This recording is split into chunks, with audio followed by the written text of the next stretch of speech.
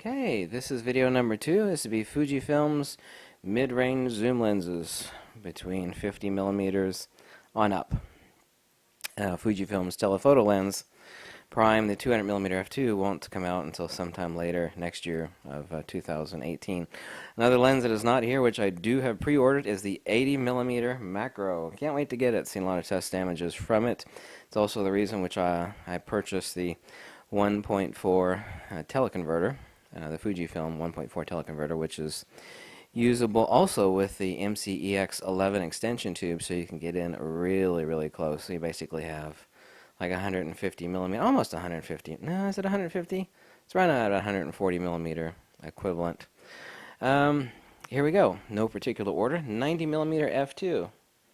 No image stabilization. This is not only Fujifilm's sharpest lens as far as resolution, with quad linear autofocus drive. This is also Fujifilm's fastest lens. Not a small lens. Here it is.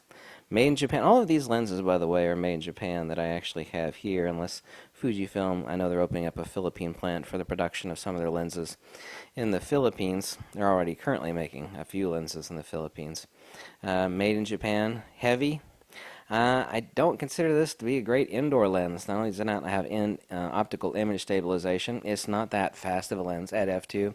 However, I absolutely love it. The resolution is impeccable. I consider it to be a must-own lens. The only lens here that I would actually reject out of these 4 lenses, and my first to reject, not saying it's a bad lens, and oddly enough I've got 2 of them for some strange reason.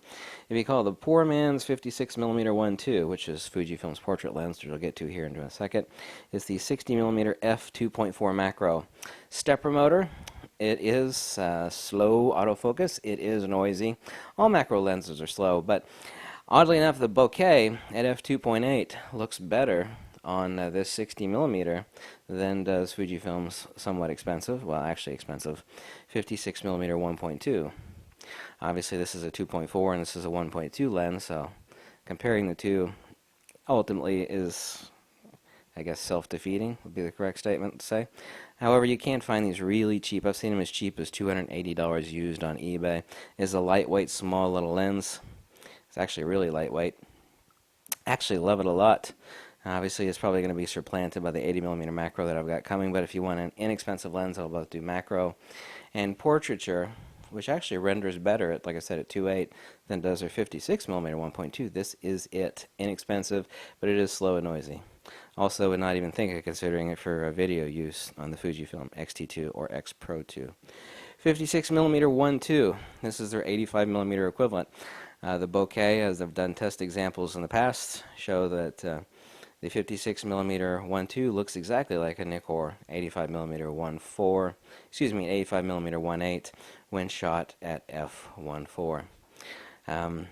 No optical image stabilization. It is incredible. I don't use it that much. I'm kind of remiss to say that, but it is an incredible, awesome lens in the Fujifilm. A lot of people do use it. It's incredible. It is designed specifically for Fujifilm as their portraiture lens. But so is the 90 millimeter f2. However, the 90 millimeter f2 shallowed up the field. Not that exquisite compared to the 56 1.2, but at, what is it currently, what, $850 some dollars? Usually goes for about $600 some dollars, $680 used on eBay. It is a wonderful lens. Resolution's incredible. The bokeh is actually better than most of Nikon's 85 millimeter. Even better than their 85 millimeter 1.8G. I own every 85 millimeter lens ever made by Nikon, including all of Zeiss's 85 millimeter, except for their Otis, which I would never buy. So 56 millimeter 1.2 is awesome. However, the autofocus is not that fast, but you don't need it for really fast autofocus. It's not noisy, but it's not that fast. Don't need fast autofocus on a portraiture lens. Oddly enough, this is the one lens, lastly, that I rejected deeply because I own so many dozens and dozens of different 50 millimeters. The 50 millimeter f2, the best micro contrast lens from Fujifilm. 50 millimeter. Well, on this camera on APS-C crop sensor, on the X Pro 2, X-T2, or X-T1, or X-E2, or X-E3, is a 75 millimeter field of view equivalent. But I absolutely love the lens. Fast autofocus. It's not noisy. The micro contrast is incredible. Every camera company that's ever come along, whether it be Nikon or Canon or anybody else, has always striven to make a perfect 50 millimeter. That is kind of like the cornerstone of a photographic equipment manufacturer, that if you don't have a wonderful 50, then you know what the hell are you doing, making cameras.